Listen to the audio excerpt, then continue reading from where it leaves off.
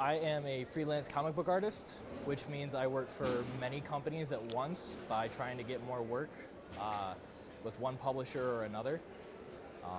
One of my most recent ones was actually IDW in partnership with WotC to do the Dungeons & Dragons Summer Annual, which was an absolute joy.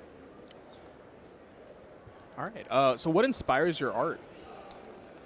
I'd say what inspires my art is thinking about my childhood and all the things that are meaningful to me and how I can best incorporate that into expression through comic books and unique stories that would appeal to all. I like putting a bit of myself into everything I do, and I think that's probably a big inspiration for why I'm still making art today. Are there any artists you look up to that inspire you?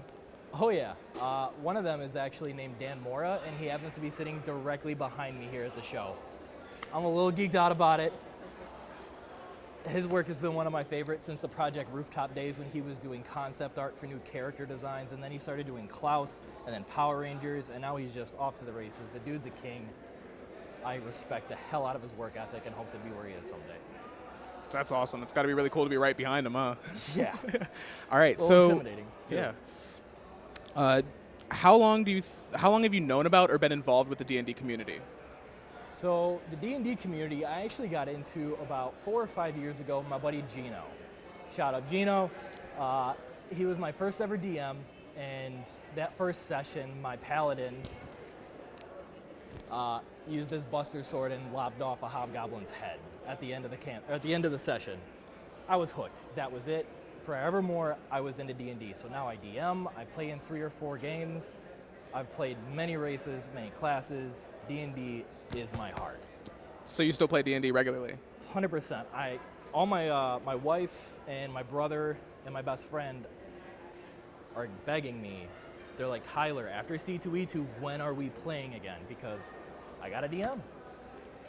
In your opinion, do you think D&D's always been a big mainstream phenomenon, or has it exploded in popularity the last few years? Oh, last few years. And me being one of them. Last, like I said, 4 or 5 years, I can attest to that, because beforehand, I'd heard of D&D, and I'd wanted to play it, but I just never had the opportunity or things like that. But even then, it was still very niche. I went to an art school, so you heard about it there, but out there in other areas, I can't imagine that you probably would have. So seeing what the last couple of years has done for the game and for the community has been honestly phenomenal to see. What might you attribute to that explosion? I would have to give it up probably to things like, love them or hate them, Critical Role. The 5e mechanics made a lot of sense to a lot of people. It made the game more playable, especially if you had a DM that was, a bit more veteran and they knew what they were doing. They can guide that table. It makes the game far more inviting these days. And I think that the popularity of Critical Role has expanded to far more than just Critical Role now. But I think that to ignore what they have done in tandem with helping to, for lack of better terms, get this to be more broadly accepted as a game that everybody just plays in the pastime with their friends, I think you can't ignore it. Absolutely.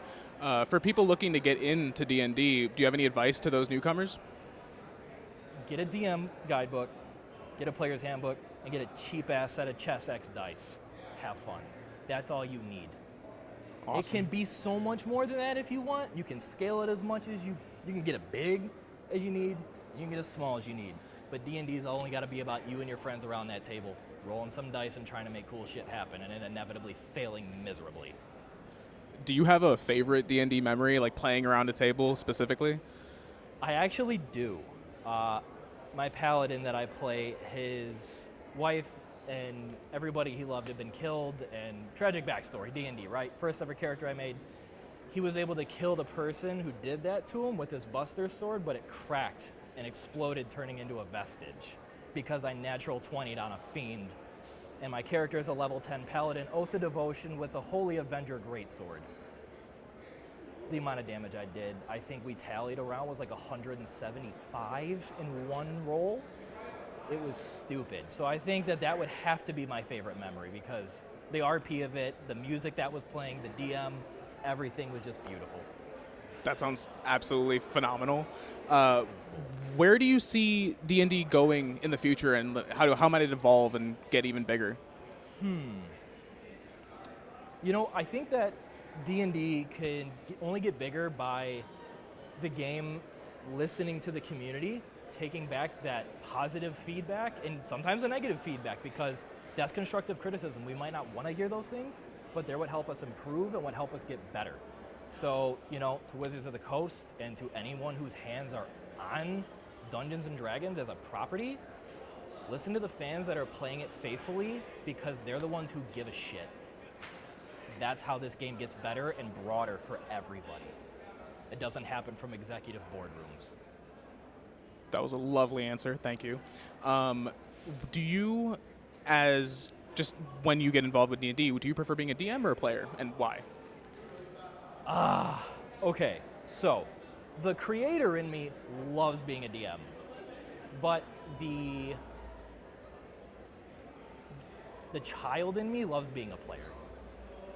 And I think that's probably the best way I can succinctly answer that, because when I'm writing my campaign homebrew style, my brain wants to go 1,000 different directions, and I'm incorporating things from Lord of the Rings down to Atlantis and everything else and mashing it all together in one cool world. But then when I'm a player, I get to really get into that role play with that individual character, and there's just something so satisfying about that. Absolutely. So we're here at C2E2 this weekend. Lots of stuff going on, a lot of cool things to see. Do you have any exciting plans? So tonight there is a creator mixer happening at the hotel. So I'm pretty excited to go to that and get to network and talk with a bunch of friends that I have online that normally I don't get the chance to meet up with. And during the show it's so busy, it's kind of a nice time to be able to get away. And I'm looking forward to doing that. So there's that today, and then the rest of the weekend I'm looking to spend some time with family and friends that actually live here in the city. Awesome.